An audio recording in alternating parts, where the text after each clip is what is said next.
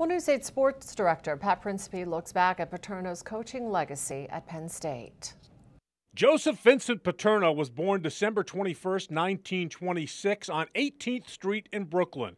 A starter at Brooklyn Prep High School and then at quarterback for Brown University under Rip Engel.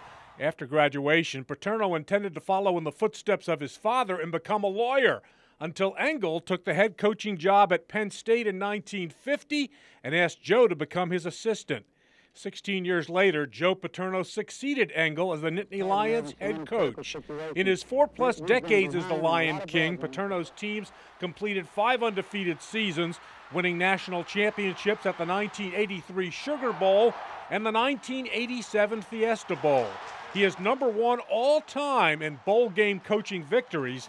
One of his most memorable regular season wins came on October 27, 2001, when Penn State came from 18 points down to defeat Ohio State and moved Paterno past Bear Bryant as the winningest coach in Division I college football history.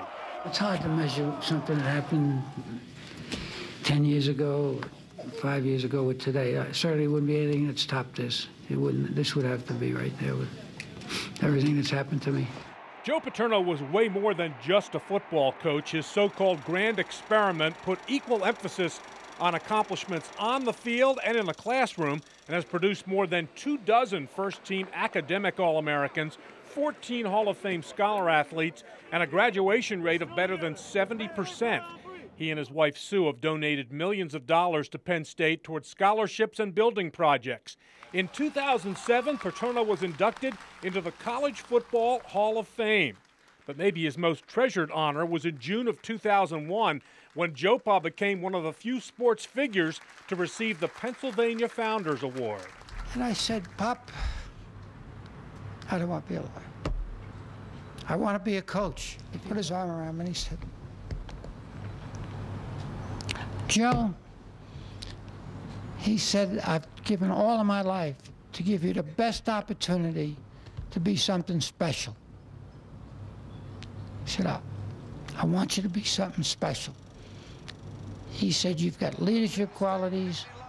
There's things about you that people gravitate to you. If you're gonna coach, he said, whatever you do, he said, make sure you make an impact on people and an institution. I feel like I made an impact. Thank you. News 8's live team coverage of Joe Paterno's retirement continues at 5:30.